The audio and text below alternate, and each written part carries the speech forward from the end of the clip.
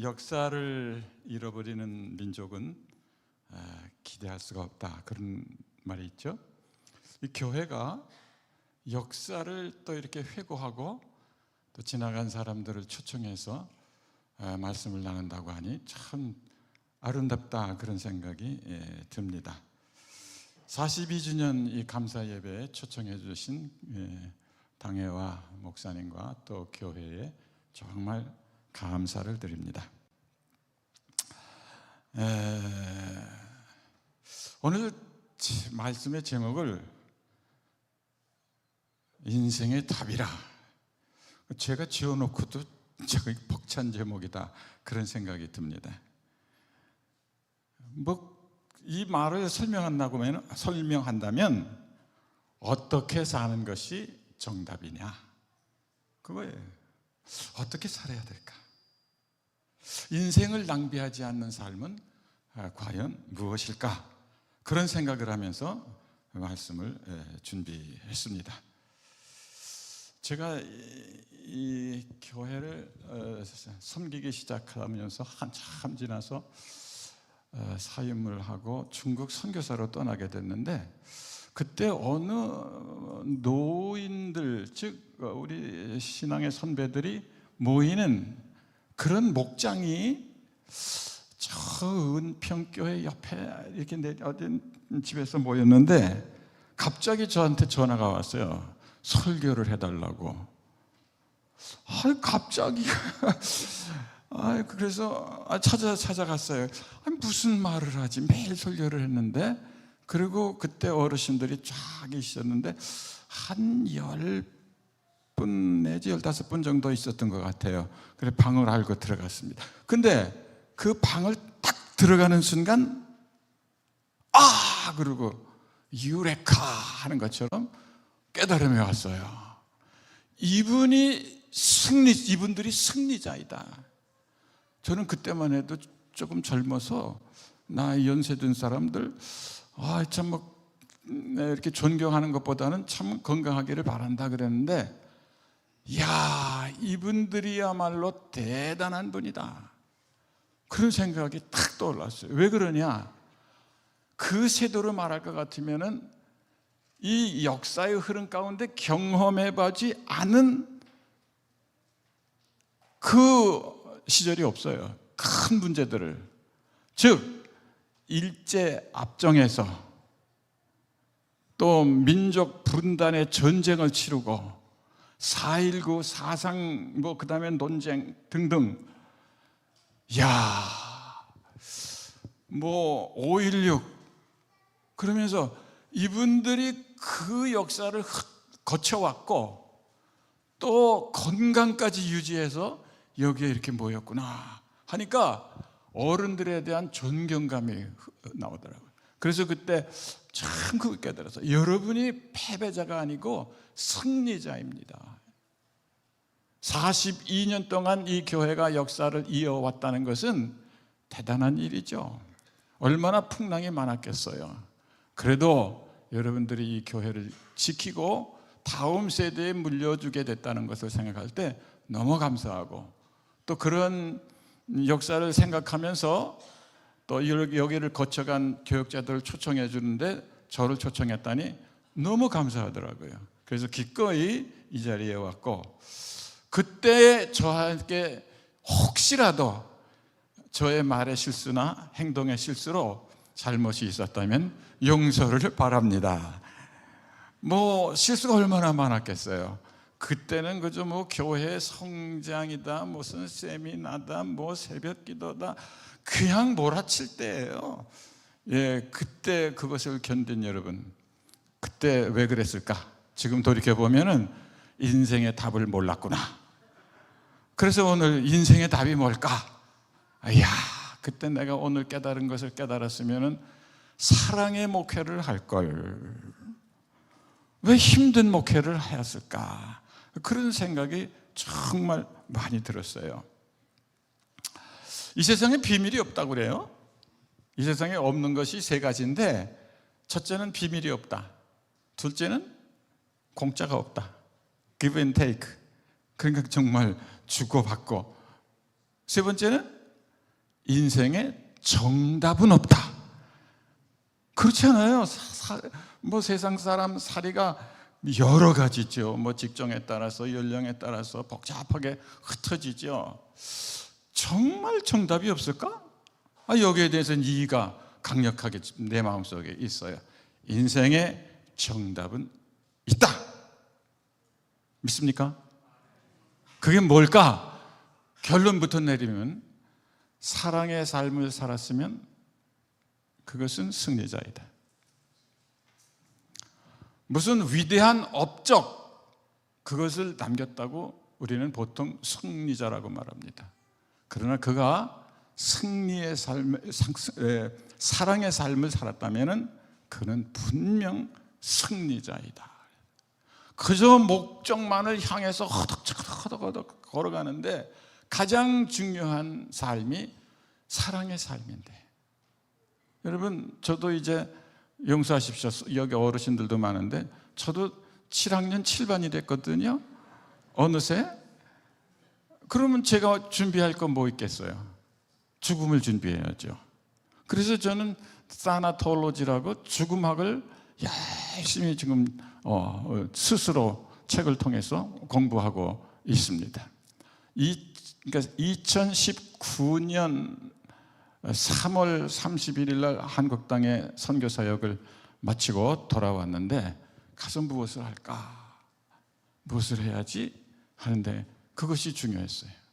이제는 어떻게 살까도 중요하지만 어떻게 죽을까가, 그게 참 큰 숙제로구나 하면서 준비하고 있습니다.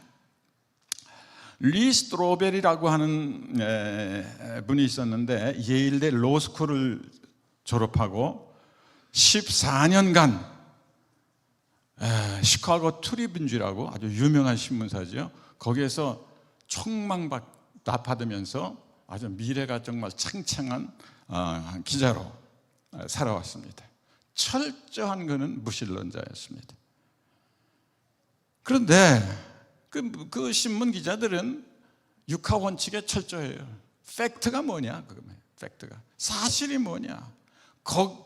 진리는 사실에서 나오는 것. 사실이 없는 것은 진리일 수 없다. 그것이 늘 그 사람들의 주장이에요. 그래서 항상 기사를 쓰면은 누가, 언제, 어디서, 그 다음에 무엇을, 어떻게, 이런 육하 원칙에 따라서 글을 쓰죠. 왜 그 얘기를 하는 거 아니? 이 사람이 이 스트로벨이 기자이기 때문에 아주 일찍 출세를 해서 결혼을 해서 행복한 가정을 가지고 있었는데 어느 날 식사를 하러 나갔어요. 근데 식사 시간에 그 아기가, 그렇게 예쁘게 난 아기가 그냥 뭘 먹다가 걸려가지고 콕콕콕콕콕 하고 숨을 못 쉬는 거예요. 얼마나 그 부모가 급했겠습니까? 그 둘이 봐도 뭐 도와줄 데도 없고, 그러니까 사람 살려서 소리를 질렀어요. 그랬더니 저쪽 어디에서 까만 사람이 이렇게 오면서 아기를 탁 보더니 아기를 그냥 거꾸로 들고 등어리 탁탁탁 치더니 팍 토해내니까 이 아이가 살아난 거예요. 그래요. 엄마는 마찬가지로 무신론자였는데 그 사건을 통해서 그 흑인 분이 교제를 요청해요. 그래서 가끔 이렇게 만나는 가운데 예수를 믿는 사람인 줄 알았어요.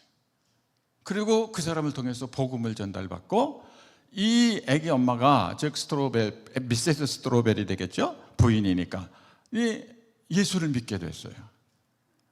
그리고 세례를 받았어요. 그리고 삶이 점점 달라지는 거예요. 이 남편이 보니까 기가 막혀. 자기에게 점점 떠나가는 것 같고, 교회로 점점 가까워지는 것 같고, 우리가 지성인인데 아니 어떻게 저렇게 빠질 수가 있지? 그래가지고는 육하 원칙에 의해서 신문 기자니까 기독교의 모든 진리가 사실이냐, 부활이 사실이냐, 동정녀 탄생이 사실이냐, 이것을 집중적으로 연구해요. 그래가지고 부인한테 내가 연구한 결과 허구야, 그렇게 말을 하려고. 그런데 빠져들고 논문을 읽고 성경을 읽다가 보니까 이 사람이 어느 교회를 갔는데 그 교회에서 예수를 영접하게 됐어요. 그리고는 그때 우리는 보통 진리를 깨달으면 그리스어로 유레카 그러죠. 깨달았다. 유레카. 그런데 이 양반은, 이 스토벨이라고 하는 기자는 뭐라고 소리를 질렀는 거 아니? 그 감격이 Alright, God, 하나님 당신이 옳았습니다. You win, 당신이 승리했습니다. 무릎을 꿇은 거예요.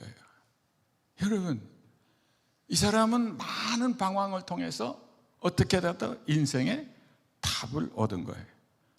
그리고는 나중에 이 사람이 목사가 됐습니다. 그것도 무슨 목사가 되는 거예요? 전도 목사가 되고 글을 많이 썼어요. 그 중에서 제가 읽은 그 내용이 거기에 들어 있었는데 The Case for Christ, 우리말로 뭐라고 번역되어 있는 거 아니면 예수는 역사적 사실이다, 예수는 사실이다, 그런 책을 쓰게 된 거예요. 부활에 대해서도 쓴 거예요. 지금은 그가 변증학자로 아주 활발하게 지금 살아서 일하고 있습니다. 여러분 가운데 아직도 예수 그리스도가 주인 줄을 모르고 그냥 교회 왔다 갔다 그냥 종교인으로 다니시는 분들은 똑바로 이 시간 말씀을 들으면서 예수 그리스도를 영접하는 시간이 되기를 바랍니다. 교회 처음 나온 분들은 물론이고 교회 계속 다니신 분들도 교회 안에 있는 불신자가 너무너무 많습니다. 제가 저 평택에서 목회를 나중에 한 경험이 있는데 초교파로 장로님들을 여러 분 모시고 성경 공부를 하게 됐어요. 그 목사님들이 좋아하지 않죠. 근데 초교파적인 모임이었기 때문에 제가 가서 성경을 가르쳤어요. 근데 어느 순간에 장로님들, 당신들의 교회는 몇 사람이나 구원받은 사람이라고 생각합니까? 그 질문을 했어요. 그랬더니 최 장로님이라고 하는 어떤 분이 계셨는데, 목사님, 저 부끄럽지만 솔직히 말해서 우리 교회는 20%는 구원받은 것 같아요. 나머지는 모르겠어요. 근데 그 말은 저의 귀를 크게 울렸을 뿐만 아니라 사실은 동감이 됐어요. 그러면서 저도 깨닫는 바가 정말 많았습니다. 여러분, 우리 현재 한국교회는 4분의 1이 국가에서 통계로 잡는 4분의 1이 이단 종교에 빠져 있어요. 1000만 성도라고 한다면은, 예를 들어서 1000만 성도라고 한다면 250만이 이단이라는 거예요. 그리고 정통교회가 여러 걸 다 합쳐서 있고, 그동안 그 중에서 구원받은 사람이 정말 얼마일까? 이건 하나님만 아시겠지만은 추측하건대 아까 그 장로님이 얘기한 대로 20% 아닐까. 그럼 나머지는 뭔데요? 교회에 다니는 종교인이죠. 방금 소개한 리 스트로벨, 이 사람은 그렇게 구원이 무엇인지를 알기 위해서 철저하게 탐구했어요. 그런데 여러분들이 그렇게 할 수는 없지 않습니까? 정말 오늘 이 말씀이 그 스트로벨이 만난 하나님처럼, 주님처럼 그렇게 깨달아지는 역사가 있기를 바랍니다. 그런데 그런 사람이 우리나라에 정말 똑같은 경험을 가지고 있는 사람이 있어요. 그분이 누군가 하니 베이직 교회 담임인 조정민 목사예요. 그 조정민 목사는 역시 기자예요. 방송 기자예요. 어디에? MBC에. 나중에 MBC의 사장이 됐습니다. 그는 오로지 출세예요. 저녁에는 엄청난 술을 먹고 집에 돌아가면 비틀비틀 돌아가면서 돌아갔고, 그의 아내는 전통적인 교회 신자였습니다. 그런데 역시 그 전통적인 그 신앙을 가지고 있던 그 부인도 나중에는 뭐 남편을 위해서 기도도 하고 그랬겠죠. 새벽 기도 다니고 교회에다 헌금을 하고 그러는 걸 쫙 살피고는 아니 내가 벌어서 돈 줬더니 교회에다가 바치고 그 다음에 저건 뭐 하는 거야 진짜? 왜 새벽에 저러고 있어? 뒤를 밟기 시작했어요. 그리고 그가 어떠한 생활을 하는지를 다 보고는 야, 내 아내가 예수에게 미쳤구나. 저것도 허당, 인생의 답을 모르고 허당이로구나. 그런 생각을 하고 자기도 연구를 했어요. 쫓아다니면서 살피고 또 살펴보고 하다가 온누리교회 예배에 참석하고는 그가 회개하게 됐어요. 그리고 그 교회에 모든 것을 내려놓고, 지금 73세인가 그래요. 모든 것을 내려놓고 그 교회에 부목사가 되었다가 나중에는 지금 베이직 교회라고 하는 교회를 개척해서 담임 목사로 열심히 일하고 있습니다. 오랜 방황 끝에 인생의 답이 뭐냐? 정답이 뭐냐? 예수 그리스도로구나. 그것을 깨달았어요. CCC 운동 있죠.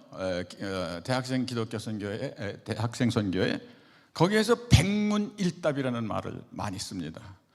이 세상에 100가지 문제가 있을지라도, 즉 뭐 헤아릴 수 없는 문제가 있을지라도 답은 하나, 예수 그리스도. 여러분의 가정의 문제 지금 뭐예요? 자녀의 문제 뭐예요?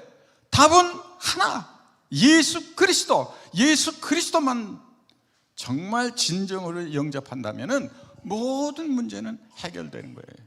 그러면 예수 그리스도가 답이라고 하는 말이 무슨 말이냐? 우리의 삶도 예수 그리스도를 닮아서 살면 모든 것이 해결된다. 하나님은 사랑이시죠? 즉 우리가 그리스도를 닮는다는 것은 사랑의 삶을 살아간다는 것이에요.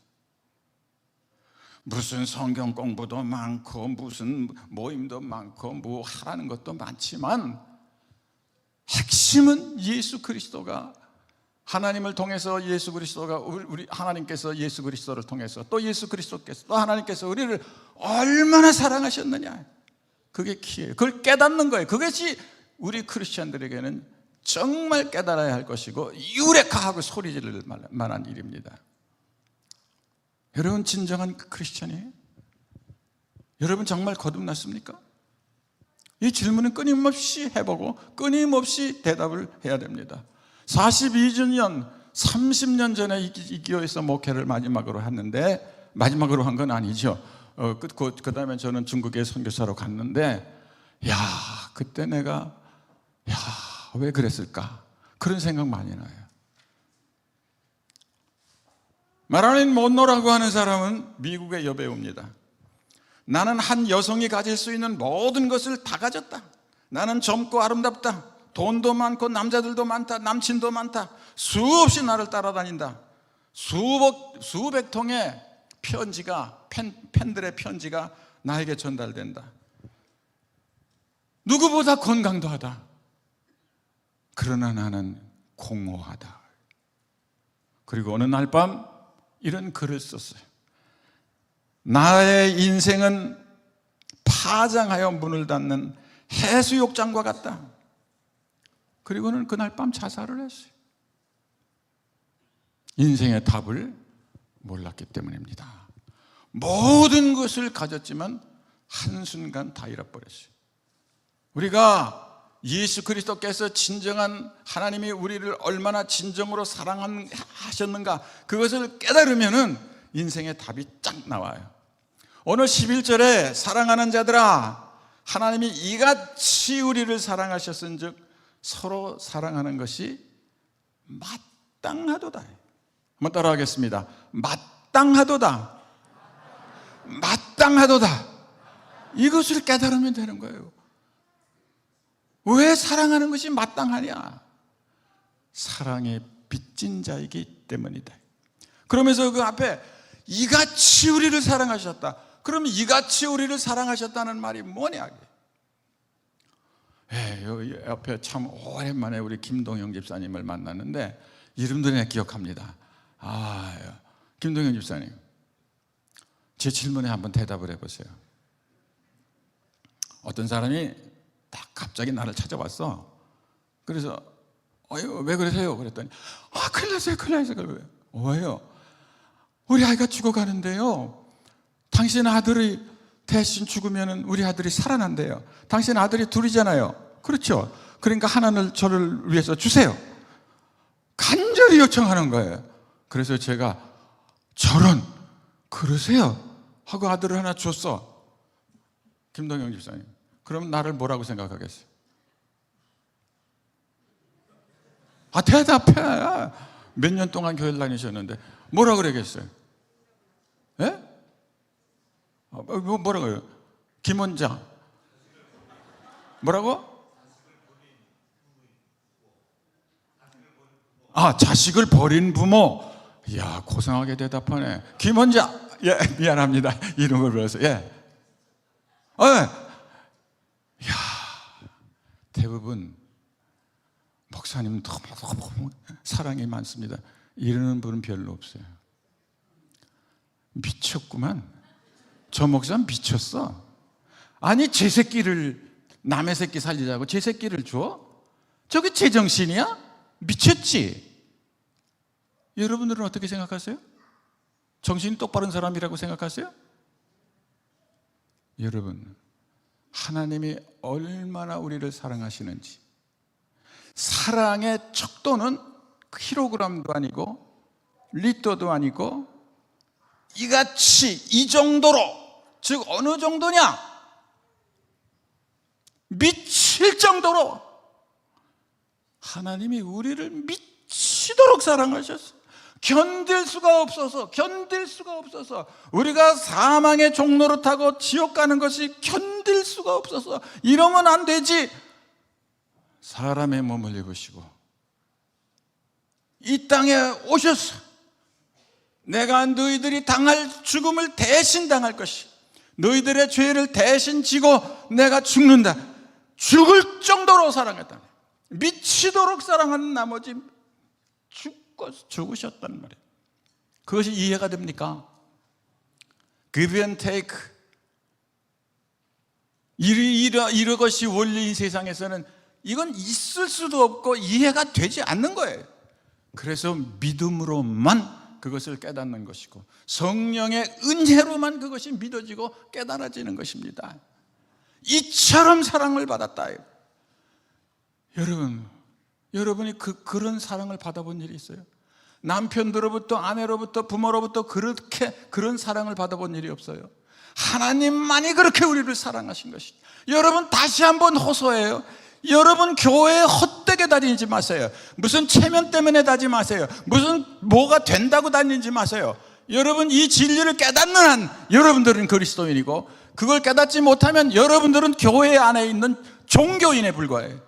그가 목사이든지 그가 장로이든지 권사이든지 이만큼 하나님이 나를 사랑했다는 것을 깨달으면 그가 그리스도인입니다. 그런 사람이 어떤 삶을 살게 되느냐? 마땅하도다. 서로 사랑하는 것이 마땅하도다. 주님이 이같이 나를 사랑하셨은즉 이 은혜를 무엇으로 보답할꼬? 이 은혜를 무엇으로 보답할꼬 하면서 다닌다면은 그는 천국 백성이에요. 그러나 아직도 나는 교회를 다니면서 하나님으로부터 기도해가지고 무슨 부자가 돼야 돼, 내 자식이 출세해야 돼, 내 자식이 어느 대학에 꼭 가야 돼, 내가 이 대학교 보내주면 당신에게 이런 헌금을 하겠습니다. 그건 다 종교인의 일이에요.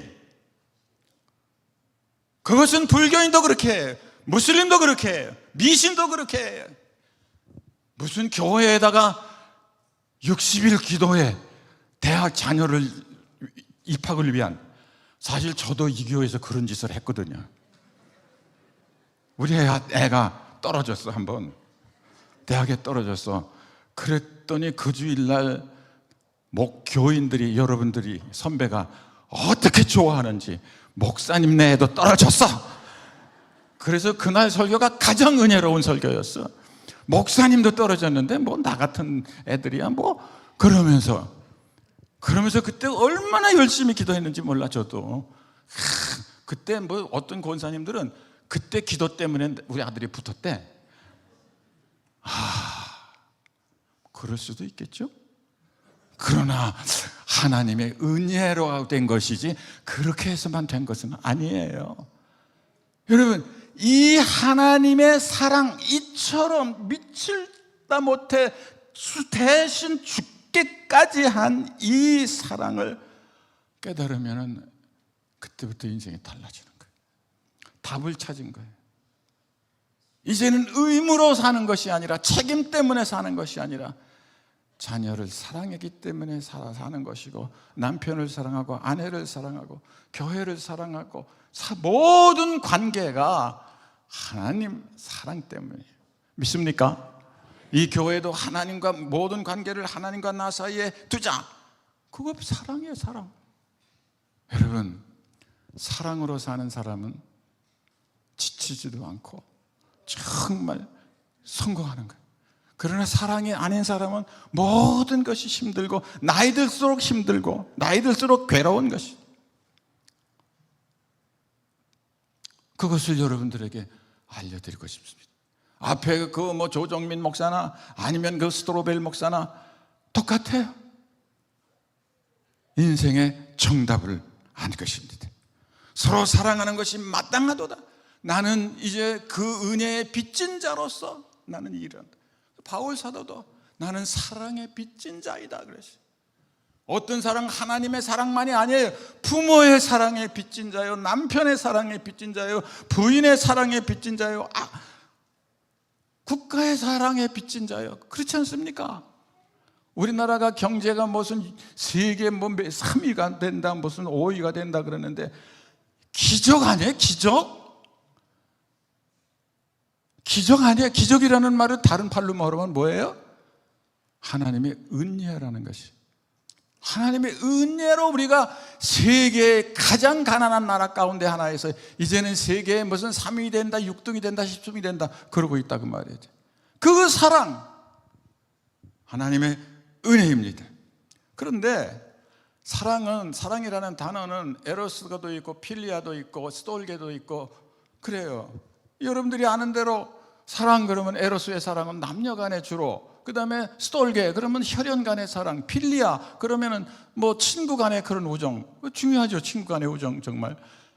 그러나 기독교에서 말하는 사랑은 그 단어를 쓰고 있지 않아요. 어떤 단어를 쓰느냐? 아가페. 우리가 먼저 인간과의 관계의 사랑은 매우 이기적이에요. 정말 이 세상에서 공짜도 없고 비밀도 없고, 이 세상의 관계에서는 그래요. 그러나 하나님과 나와의 관계에 있어서는 아가페의 사랑을 우리가 체험을 했다 그 말이에요. 그래서 교회 생활을 여러분들이 성공하고 싶다면 교회가 나를 무엇을 해주느냐, 교회가 나를 위해서 이렇게 기도해야 주지, 그러한 보상 심리로 다닌다고 하는 것은 그건 다 정말 정답의 길을 걷는 것이 아니라 오답의 길을 걷는 것입니다. 그런데 이 아가페 사랑을 아까 얘기하는 대로 깨달을 때에 사람은 달라져요. 그러면 문제는 우리가 사랑 그러면 무슨 부담이 느껴져요. 저도 사랑 그러면 뭘 희생을 해야 되는 것보다, 무슨 큰 헌금을 바쳐야 되는 것보다, 무슨 일을 하다가 무슨 종교인인 목사가 되어야 되는 것보다 이런 큰 부담을 가지고 있어요. 물론 그것도 사랑의 일종이죠. 그러나 하나님께서 너희가 서로 사랑하라고 하는 말은 그런 말이 아니잖아요. 그런 말을 초월하잖아요. 무슨 말이냐? 내가 이 땅에서 지금 할 수 있는 사랑을 하나님은 요구하시는 것이지, 없는데 뭘 바쳐라, 그걸 요구하는 것이 아니라 그 말이에요. 그럼 하나님이 진정으로 요구하는 첫 번째 사랑은 뭘까? 예수님이 하신 대로 하면 돼요. 예수님이 첫 번째로 하신 것은 뭐냐? 하늘나라 영광을 내려놓으시고 이 땅에 오신 것이라 그 말이에요. 그것을 깨닫는 사람은 우리는 이웃을 찾아가는 것이. 누구에게? 병든 자에게, 문제가 있는 자에게, 힘들어하는 자에게, 고독한 자에게, 연세가 높은 자에게, 정말 해결할 것이 없어서 너무 마음 아파하는 자에게 찾아가는 것이, 그것이 첫 번째 사랑. 그건 할 수 있지 않습니까? 찾아가는 거 그거 못하겠어요? 물론 어떤 사람은 사교적으로 아주 둔해가지고 사교성이 없는 사람 찾아가는 게 어려울 거예요. 그럼 어렵다고 한다면 이웃집이라도 찾아가. 어렵다면 노인이라도 찾아가. 노인들은 지금 듣고 싶어서 야단이야. 누구라도 한번 찾아왔으면 좋겠어. 어떤 사람은 자살하고 싶어. 누가 한번 와서 내 이야기를 들어주면 자살하지 않을 사람도 있어. 찾아갈 수 있잖아요. 첫 번째, 그것이 사랑이라고 말해요. 두 번째, 그럼 찾아가서 뭘 하느냐? 들어주라고 말해. 나는 왜 이렇게 힘들어? 이 얘기를 하면서 들어주는 거예요. 여러분, 저도 이렇게 들어준다는 말을 하는데 들어주는다는 게 쉬운 일이 아니에요. 제 아내가 뭐 좀 얘기를 하면 결론만 얘기해.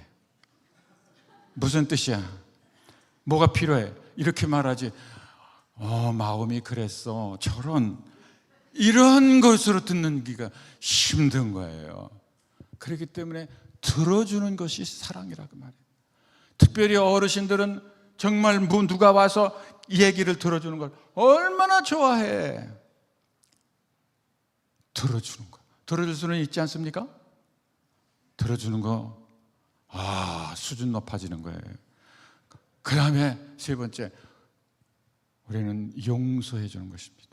예수 그리스도께서는 용서해 주기 위해서 오셨지 심판하기 위해서 오신 게 아니에요. 내가 너희들을 사랑하고 내가 너희들을 구원하기 위해서 내가 왔다. 용서해 주는 거예요. 여러분의 마음이 왜 아프죠? 누군가가 뭉친 것이 있어. 그놈의 새끼 만나면 때려주고 싶어. 그냥 뭘로 차주고 싶어. 뭔가 내 마음에 뭉쳐있는 그것이 결국은 스트레스가 되고 병이 되는 것이잖아요. 그 문제를 찾아가서 이야기를 듣고 그때 상황이 그래서 그랬구나. 내가 이해해. 용서해 주는 겁니다. 여러분 지금 마음속에 생각해 보세요. 나하고 지금 관계가 끊어져 있는 사람이 누구지? 나 때문에 상처받는 사람이 누구지? 그걸 찾아보세요. 시간이 없어요. 내가 오늘 저녁에 세상을 떠날 수도 있어요. 그 사람이 먼저 세상을 떠날 수도 있어요.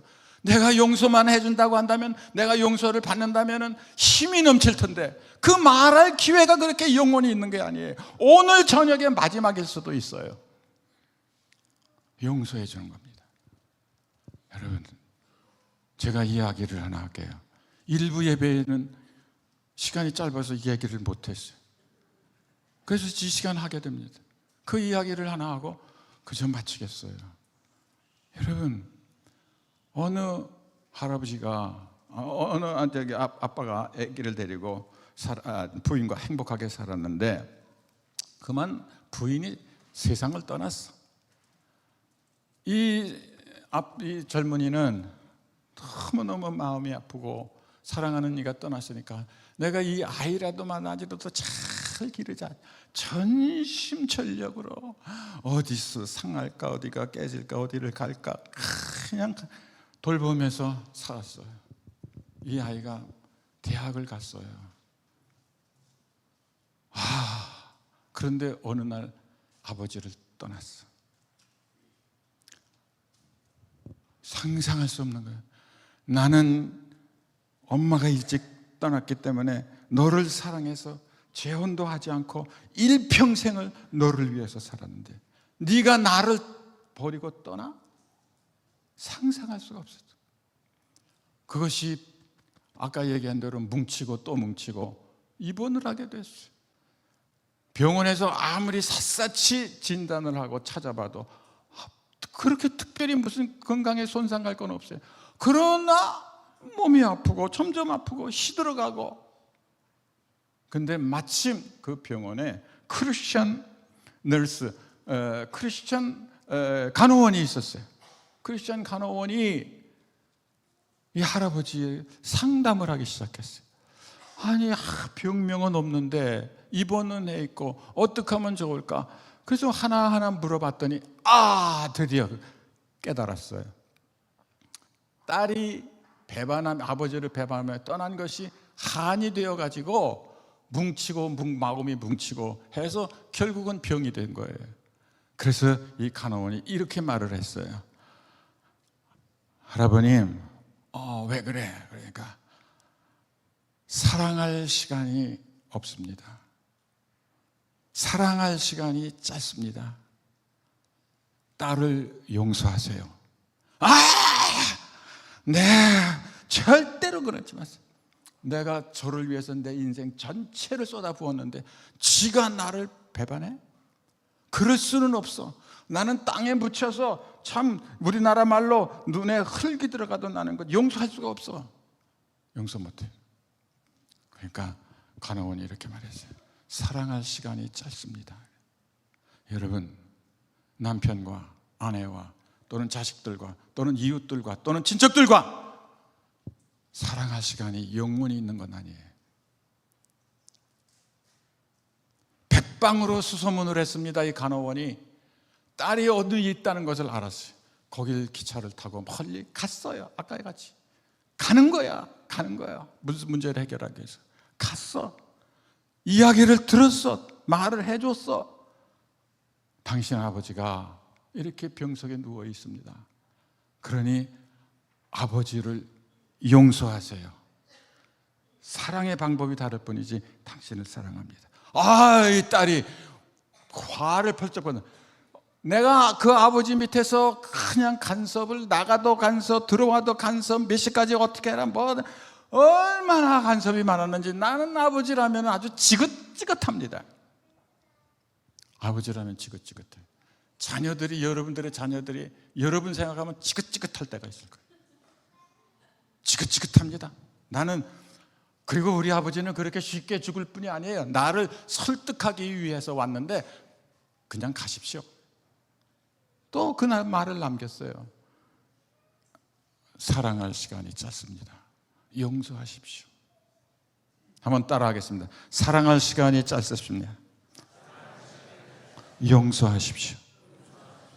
그 말을 남기고 돌아왔어요. 세월이 얼마 흘렀습니다. 정말 아버지가 세상을 완전히 떠나게 됐어요. 시간을 다투고 했어요. 전보를 쳤어요. 아버지가 오늘 내일 하십니다. 한번 와보시죠. 드디어 그 딸이 왔어요. 와서 아버지가 돌아가신다니까 그건 그래도 왔는데 아버지는 이미 세상을 떠났어요. 침상에서 딸이 보고 울음도 안 나와. 근데 손에 뭔가가 쥐어져 있어. 그래서 손을 쫙 펴고 보니까 이런 글이 손바닥에 써 있어요. 딸아, 사랑한다. 용서하마. 사랑할 시간이 짧구나. 여러분 관계는 언젠가 끝날 겁니다. 죽음으로 끝날 수도 있습니다. 시간이 짧습니다. 사랑할 시간이 많지 않습니다. 여러분의 관계가 하나님이 안 계시고 미움이 있다면, 오늘 그 문제가 해결된다면 하나님께서 저를 여러분들에게 보낸 답을 얻을 수가 있습니다. 그렇게 사는 것이 인생의 답입니다. 여러분 모든 문제의 답입니다. 그 여러분의 문제가 1000가지일지라도 100가지일지라도 답은 예수 그리스도의 사랑을 깨닫고 용서해 주는 겁니다. 그럴 때 여러분들은 비로소 행복해지는 것입니다. 심리학자들은 이미 그것을 상당 부분 알고 있습니다. 왜? 관계의 회복이 행복이다. 관계가 즐거울 때 사람들은 행복하다. 관계가 망가진 사람들이 대부분이 있습니다. 그 관계, 오늘 전화를 하든지 편지를 쓰든지 무슨 방법으로든지 해결하시기를 바랍니다. 하나님께서 함께 하실 것입니다. 사랑이 있는 곳에, 용서가 있는 곳에 하나님이 함께 계십니다. 기도하겠습니다. 또 와는 오늘의 예배가 형식이 되어버립니까? 그냥 빈 마음으로 돌아가서 그런가 보다 할 것입니까? 이것은 여러분들에게 저를 통해서 주시는 메시지입니다. 관계를 회복하라. 모든 문제는 사랑이 해결한다.